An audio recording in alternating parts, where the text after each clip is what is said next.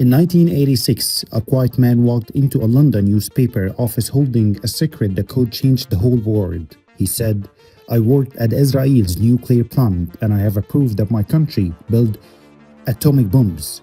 His name was Mordechai Vanunu, a simple technician, not a spy, not a soldier. He thought he was doing the right thing, telling the truth to the world.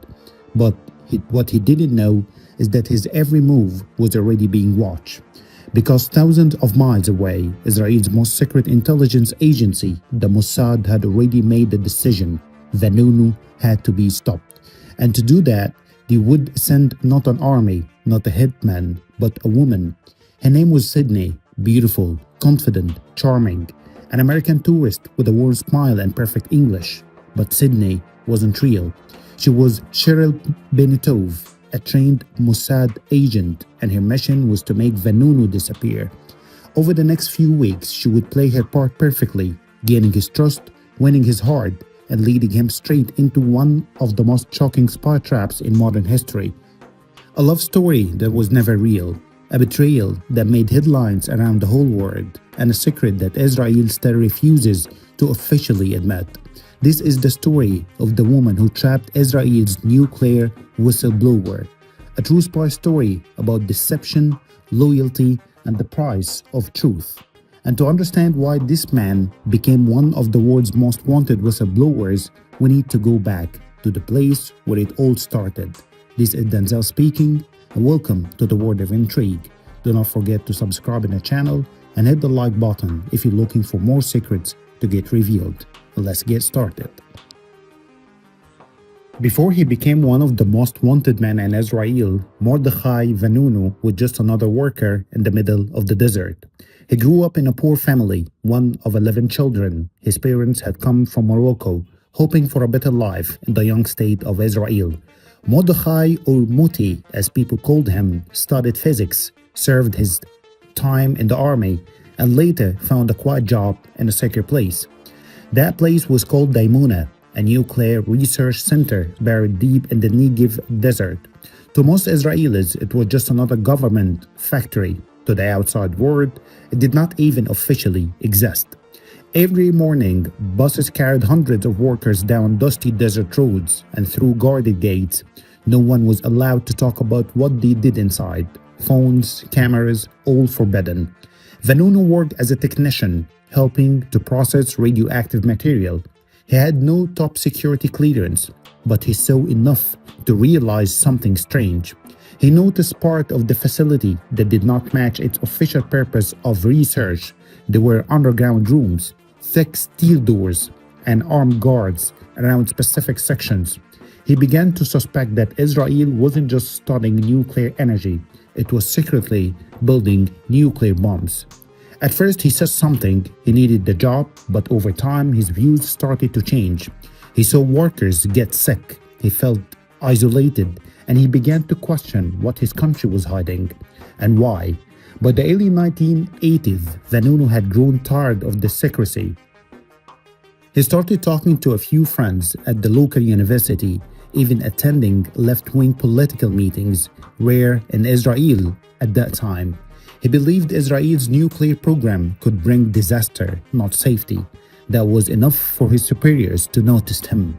Soon, they started to treat him with suspicion, and when the government cut back the Daimuna project in 1985, Vanunu was one of the employees let go. He took his final paycheck, said goodbye, and walked out, but not empty-handed. Hidden in his bag were over 50 secret photographs he had secretly taken inside the nuclear plant. Photos of tunnels, reactors, and bomb parts. Pictures that, if ever published, could prove that Israel had developed one of the largest nuclear arsenals in the Middle East. Vanunu left Israel and began to travel, first to Thailand, then Australia, looking for work and for meaning. He grew more spiritual, more political, and eventually found himself in a church in Sydney, where he met people who listened to his story, people who told him he was doing the right thing. Then came the big question. Vanunu reached out to the Sunday Times, a major newspaper in London known for investigative journalism. He offered them his photos, and his story.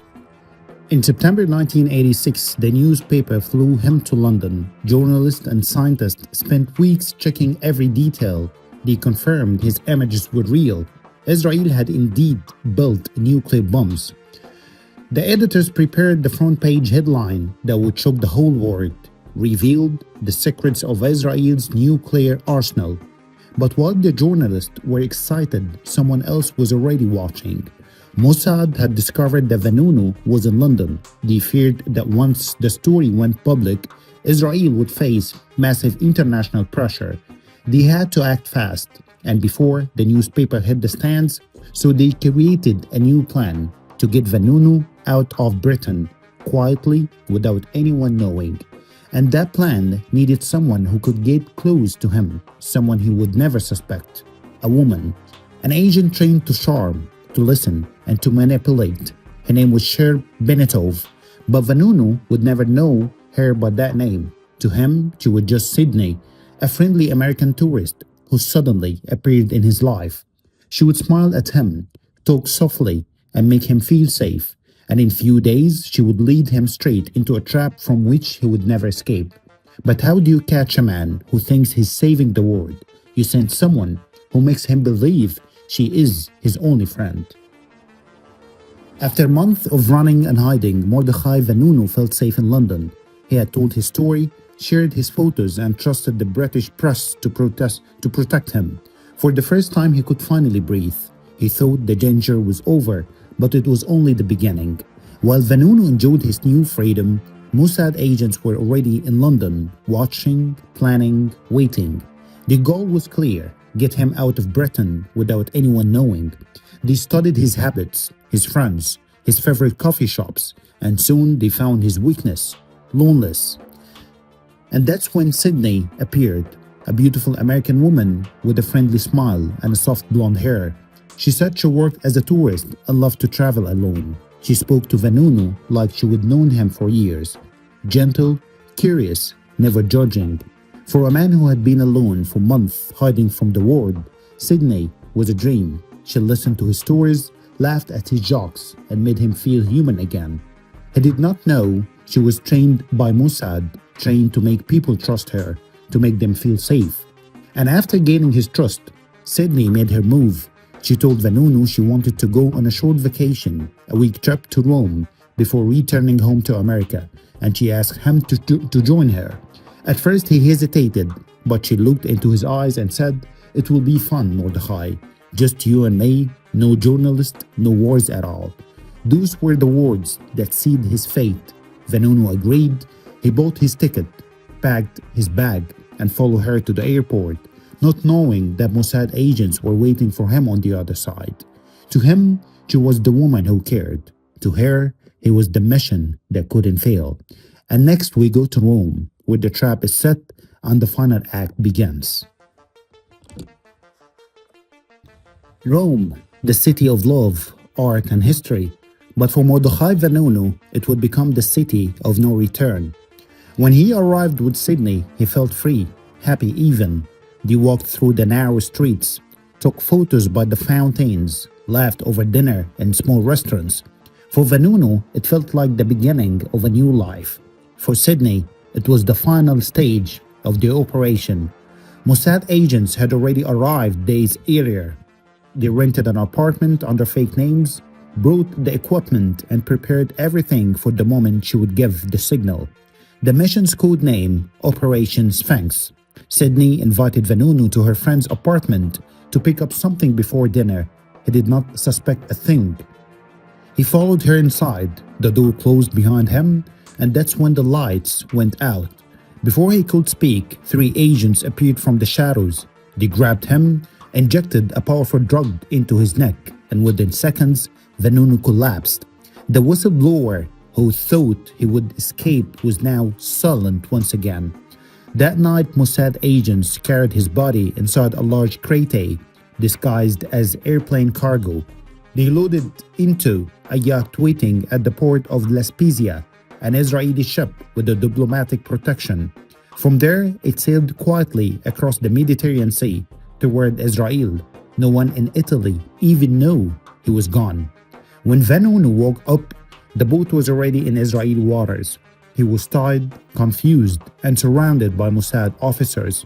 Sydney, or rather, Cheryl Bentov, was gone. Her mission was over, and Vanunu would spend the next 18 years in prison, 11 of them in total isolation.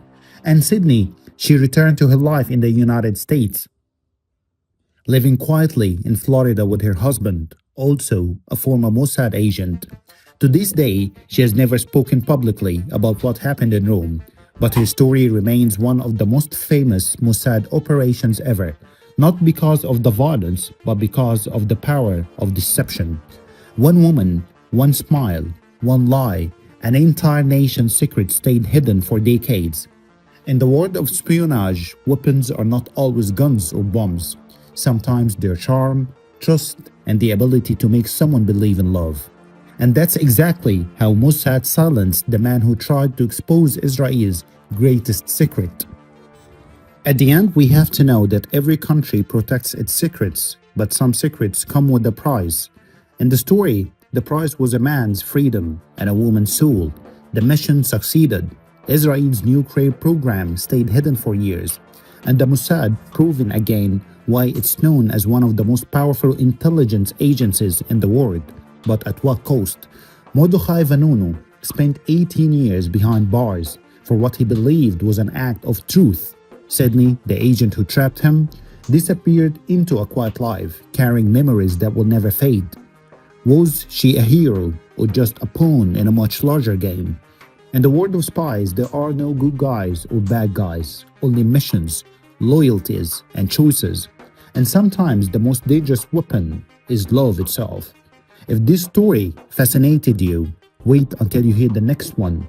Another Mossad operation, another woman who used beauty, intelligence, and courage to change history.